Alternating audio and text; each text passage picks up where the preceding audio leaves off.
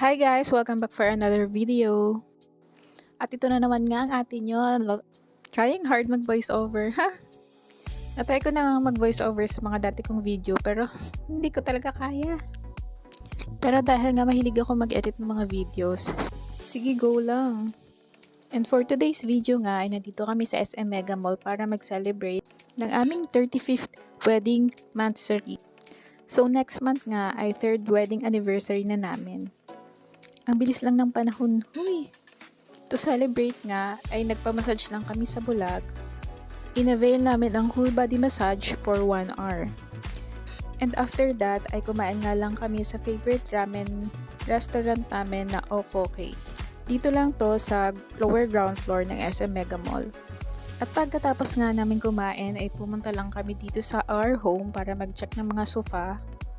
Naghahanap na nga ako ng sofa na panlagay